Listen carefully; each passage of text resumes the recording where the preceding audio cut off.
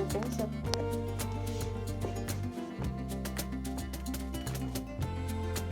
Hello guys! Ngayon mag-unboxing tayo guys. Mga pasalubong galing Pilipinas guys. Unahin muna natin kung anong nabili natin. Ito yung nagustuhan ko na yung bag ng native sa atin. Diba? Ang ganda ng kulay guys. So, binili na guys. Unang-una ito guys. Alam niyo naman. Ito ang paboritong biscuit natin. Alam niyo na yan. Yan, unang-unang binili ko. Yan. Then, siyempre, itong mango. Nang hindi tayo nakakuha ng fresh mango, ang kinuha ko na lang guys ay dried mangoes. Ang sarap niya guys talaga. From the Philippines, home of the original mango. Ito talagang natural delicious mango sa atin, matamis. Yan. And then, ito. Alam niyo na guys, pulboron cashew ng Goldilocks. Yan, pulboron ng Goldilocks. Sarap niya guys, natikman ko na to. Ito yung pinagkasali yan. At ito. Hinahanap ko si Mang Tomas. Ang sauce ng all around sarsa. Yan, guys. Masarap to, diba guys? Sa mga halo natin sa ating ulam. Chicken, doon sa lechon, at sa, fish. Diba? Chicharon and vegetables. Yan. At sa ulam natin. Then, sa rice. Plain rice. Sarap niya, guys. Kaya ito ay hinanap ko si Mang Tomas. Nakita din natin si Mang Tomas. Dalawa sila. Yan. Nakuha ko. At ito din ay si Mamasitas. Si Meriam, sabi mo Mamasitas. Kumuha din ako panghalo. Si chapsuy, pansit canton, si Mamasitas. Yan. Ito din nakita natin. Pero yung isa, nasaan ba yun? Wait lang. Yung asawa ko, bumili siya ng alam mo ba, naghanap yung asawa ko ang panlinis sa skin. Ito ang nakita niya. Panglinis sa skin. Ayan, nakita niya guys. Lako. Alam niyo naman. Wait lang, meron pa tayo. Ito. Ito din guys.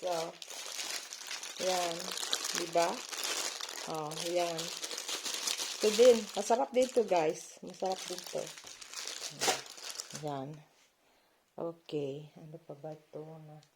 Okay. Ang hindi ko kalimutan guys.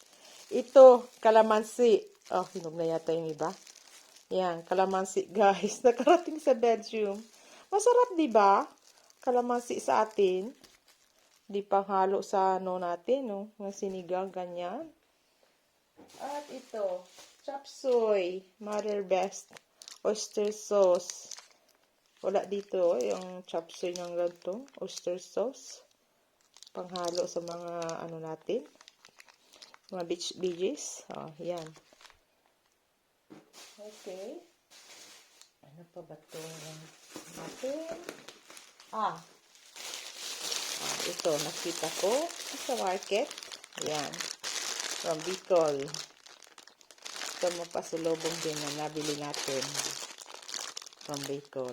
Handmade siya. Ganda. Diba guys? Kaya nakita ko to. Binili ko din. At hindi ko din makakalimutan ang ating t-shirt. Bicol Shirt City. Bicol region. Remembrance. Every time na umuwi kami, pati ko bumili ng t-shirt. Diba guys? Bicol is heart. Ang ganda niya. Ang ganda sa t-shirt na to. Bicol is heart. Ang ganda niya, guys. Kaya, remembrance din yan from Bicol. At, ang pinakahuli kong binili, alam nyo, guys, ito. Alam nyo ba to, guys? Itong hinahanap ko. Kasi, mayroon pa siyang price. Kasi ito, guys, naalala ko si mama nang nagluluto kami sa province. Sa province, sa Naga. Yan. Naalala ko to. At ito ay originally, talagang handmade siya. At gawa ng, ano yung, buko, yung bang, ano niya, pansandok talaga. At ito'y masarap sa kanin at sa mga hinahalo mo sa pagluto. Diba guys? Talagang, native talaga siya. Oh, diba? Sa pagluluto. Itong hinahanap ko. Matibay siya. Talagang, ang ganda ng pagkakagawa niya. Oh, diba? Kaya ito ang gagamitin natin sa pagluluto next time. Sandok. Yung mga tawag namin yung sandok. Doon, sabi. Sandok ganyan. Paghalo ng mga pagkain. At hindi ko nabili yung isa. May kasama pa ito, normally. Sa susunod siguro, bibilin ko yon. May kasama pa ito. Ang bang tawag noon? Oo, may kasama pa to. Hanapin ko. Pag uwi ko sa susunod, bibilin ko din yon. O, diba guys? Kaya lang, kulang yung bang natin po, nung unang panahon, nagluluto tayo doon sa po na yun. Talagang quick, yung bang talagang rice na luluto natin doon. Hindi yung kaldero, yung bang talagang po. Yung, kasi masarap yung pagkain doon pag niluto mo siya. At lalagyan mo siya ng, tanglad. Tawag namin tanglad. Oh, ang sarap ng amoy noon pag linagay mo sa rice. Pag malapit na maluto yung rice, ilagay mo lang siya sa ibabaw. And then, ang sarap ng amoy. Ang sarap ng kanin. Saan magamit ko ito? Magamit natin yan, guys. Wala, yan lang namin natin. Souvenir sa Philippines. Kaya, ito din na magagamit din natin pag pupunta tayo sa palengke. Ang ganyan. Okay, guys. Di ba, guys? Yan ang mga nabili nating mga pasalubong galing Pilipinas. So, sarap nito. Natikman ko na ito. At yun nabili namin ni Sisi Miriam, yung mango. Ano ba yung mango? Lumpia. O, yun. Sarap nun, guys. Kaya ito, guys, mga galing pasalubong, galing Pilipinas. Yan. At nakita ko, guys, itong natin, may hinog na dito. Siguro yung niya, buto niya, pili kong itanim siguro dito dahil hinog na itong itong kalamansi na to. Pili kong itanim yung niya, yung buto niya. Oh, diba guys? Yan guys, mga pasalubong na nabili natin sa Pilipinas. Okay, yan guys. At ito ang pinaka-highlight sa lahat. Mabuti hindi nasira sa bagahe. Oh, di ba guys? Yan. At sa susunod ay damihan pa natin yung mga pasalubong natin. At ito. At souvenir natin sa pamalingki natin. Gamitin ko yan. At ito din. Malapit ang summer dito. Suotin ko to. Bicol is heart. Wait lang guys. Tingnan natin. Bicol is heart. Yan ang puso ng Bicolana. Bicol sa atin. Talaga tayo mapagmahal. Mga Bicolana, di ba guys? Yan lang guys. Thank you so much sa panunood. Maraming salamat. Thank you so much. And don't forget to like and share. Thank you so much guys. Bye-bye. Bye-bye, guys. Ito nga pala, guys. Nakalimutan ko.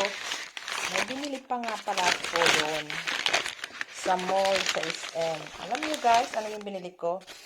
Ito, yung tuna. Century tuna. Ang mura, guys, ah. Mura talaga sardinas sa atin. Eh, dito ang malang sardinas, guys. Yung tuna. Ang mahal dito ng tuna. Oh. Diba, guys? Pinili nila akong dalawa. Dahil mabigat sa bagahe, guys, ah. Dalawa lang yung binili ko dahil mabigat sa bagahe. At ito, oh. Mamasitas. Barbecue marinade. Oh. Yan, binili ko. Mabuti hindi nabasag sa bagahe namin. Binalot ko lang dito. Oh. Mabuti hindi siya nabasag. Oh, 'di ba? Ang bigat. Sa bagahe ng mga ganyan. Kaya, yan guys. So, 'di ba guys? Mura lang sa atin. Dito, ang mahal ng mga tuna. Talaga. As in, guys. Yan.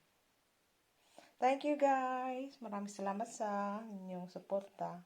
Thank you so much. Bye-bye.